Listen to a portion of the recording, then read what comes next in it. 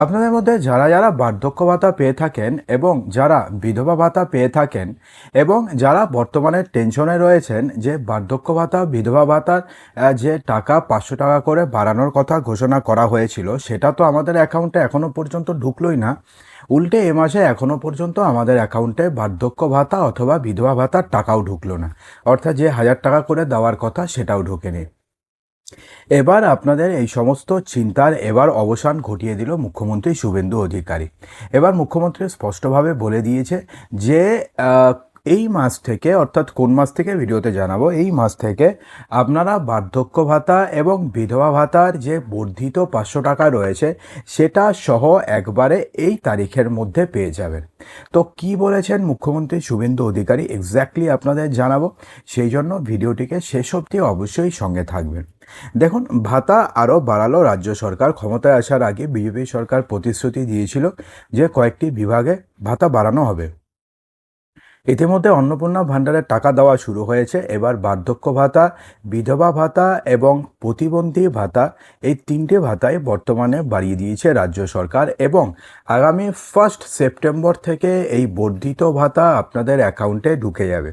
অর্থাৎ আগে যে আপনারা 1000 টাকা করে পেতেন, যারা যারা বার্ধক্য ভাতা পেতেন 1000 টাকা করে, বিধবা ভাতা 1000 টাকা করে এবং প্রতিবন্ধী ভাতা সেটাও 1000 টাকা করে পেতেন, এবার সেগুলোকে বাড়ানো হয়েছে।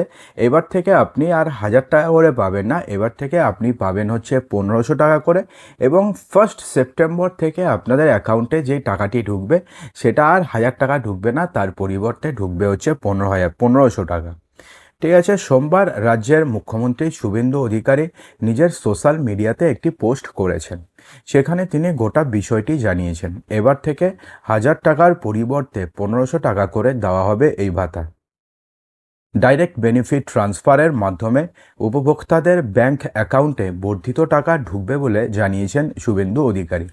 এক্ষেত্রে না আপনাদের একটা কথা আমি আপনাদের জানিয়ে দিই যে এর আগে আপনারা বার্ধক্য ভাতা হোক, বিধবা ভাতা হোক অথবা প্রতিবন্ধী ভাতা হোক, সেই টাকাগুলো যেই অ্যাকাউন্টে আপনাদের ক্রেডিট হতো, এমনটাও হতে পারে এবার কিন্তু আপনাদের সেই অ্যাকাউন্টে ক্রেডিট নাও হতে পারে।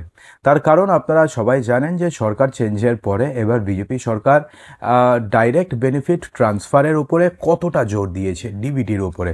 অর্থাৎ সেক্ষেত্রে যেই ব্যাংকে এতদিন আপনাদের বার্ধক্য ভাতা, বিধবা ভাতা অথবা প্রতিবন্ধী ভাতার টাকা আপনাদের অ্যাকাউন্টে ঢুকতো, সেই অ্যাকাউন্টে যদি আপনাদের ডিবিটি অন না থাকে, ডিবিটি যদি অন না থাকে, তাহলে সেক্ষেত্রে সেই অ্যাকাউন্টে টাকা ঢুকবে না। তাহলে কোন অ্যাকাউন্টে ঢুকবে? যেই অ্যাকাউন্টে আপনাদের ডিবিটি লিঙ্ক করা রয়েছে সেই অ্যাকাউন্টে ঢুকবে। আর যদি এমনটা হয় যে আপনাদের কোনো অ্যাকাউন্টে ডিবিটি লিঙ্ক করা নেই, তাহলে কি হবে? এমনটাও তো হতে পারে। হ্যাঁ বন্ধুরা, এমনটা যদি হয় তাহলে সেক্ষেত্রে আপনাদের পেমেন্ট স্ট্যাটাস ফেইল্ড দেখাবে। ঠিক আছে। অর্থাৎ সেক্ষেত্রে আপনাদের অ্যাকাউন্টে টাকাই ঢুকবে না।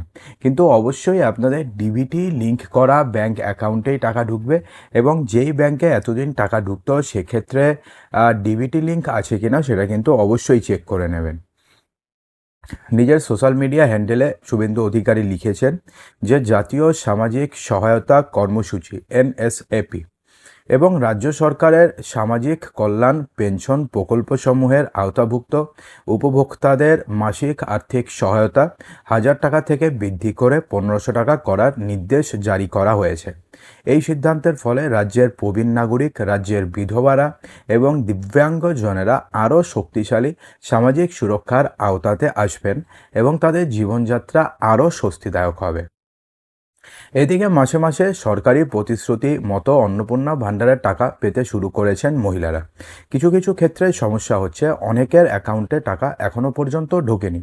তবে সেই সমস্যার সমাধানের আশ্বাসও দিয়েছেন মুখ্যমন্ত্রী। রবিবার সল্টলেকে মুখ্যমন্ত্রী শুভেন্দু অধিকারীর অস্থায়ী বাসভবনে বৈঠক করেছেন বিজেপির রাজ্য সভাপতি শ্রমিক ভট্টাচার্য এবং সুকান্ত মজুমদার। বৈঠকে স্থির হয়েছে যে অন্নপূর্ণা ভাণ্ডার নিয়ে মহিলাদের মধ্যে উদ্বেগজনক পরিস্থিতি বাংলার কোথাও কোথাও তৈরি হয়েছে। দেখুন, এখনও পর্যন্ত 1,10,00,000 মহিলাদের অ্যাকাউন্টে টাকা ঢুকে আছে। আরও প্রায় 60 লক্ষ মহিলাদের অ্যাকাউন্টে টাকা ঢোকা বাকি রয়েছে। তার মধ্যে 27 লক্ষ আবেদন বাতিল হয়ে গেছে। অর্থাৎ প্রায় 50 লক্ষ আর অ্যাকাউন্টে টাকা ঢুকলে পরেই কিন্তু এই অন্নপূর্ণা ভাণ্ডার নিয়ে যাবতীয় যা সমস্যা রয়েছে সমস্ত সমস্যার সমাধান হয়ে যাবে এবং এই প্রকল্পটি তখন সিম্পলি চলতে থাকবে। অর্থাৎ কারোর অ্যাকাউন্টে যদি একবার টাকা ঢুকে যায় তাহলে তার অ্যাকাউন্টে তো পরপর টাকা ঢুকতে থাকবে, তারপরে সে আর ঝামেলা করবে না। অর্থাৎ এরকমভাবে কিন্তু এই পুরো স্কিমটি তখন সিম্পলি চলতে থাকবে, তখন আর সমস্যা হবে না। দেখুন, এই বিষয়ে দায়িত্ব নিতে হবে এলাকার কর্মীদের এবং নেতাদের।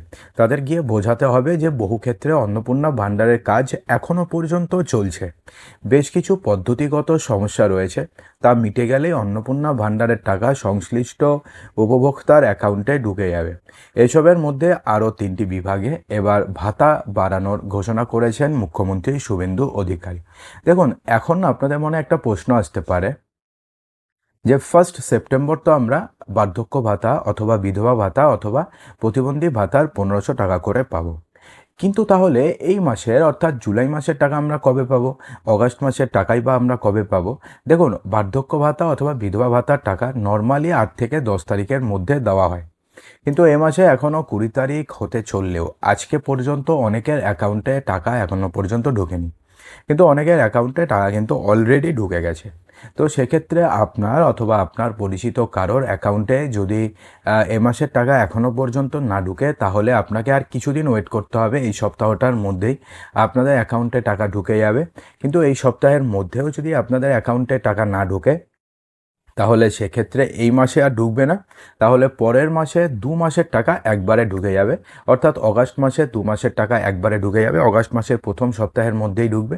এবং তারপরে সেপ্টেম্বর মাসের 1 তারিখে তো আপনারা বর্ধিত হিসাবে 1000 টাকার পাবেন না, তখন আপনারা 1500 টাকা করেই পাবেন। তো এখন আবার অনেকে ভাবছেন যে আবার কি নতুন করে আবেদন করতে হবে, নতুন করে কি আপনাকে আবার ফর্ম ফিল আপ করতে হবে? এর উত্তর হচ্ছে না, আপনাদের কোনো নতুন করে আবেদন করারও দরকার পড়বে না, নতুন করে ফর্ম ফিল আপ করারও দরকার পড়বে না। যেভাবে চলছে সেরকমভাবেই চলবে। শুধুমাত্র ডিবিটি লিঙ্ক করা আছে কিনা আপনাদের এক্সিস্টিং ব্যাঙ্ক অ্যাকাউন্টে, সেটা কিন্তু একবার চেক করে নেবেন। তো আশা করি ভিডিওটিতে আপনাদের সমস্ত কিছু সঠিকভাবে বোঝাতে পেরেছি। যদি ভালো লেগে থাকে তো লাইক করবেন, বন্ধুদের মাঝে প্রচুর শেয়ার করবেন এবং চ্যানেলটিকে সাবস্ক্রাইব অবশ্যই করবেন।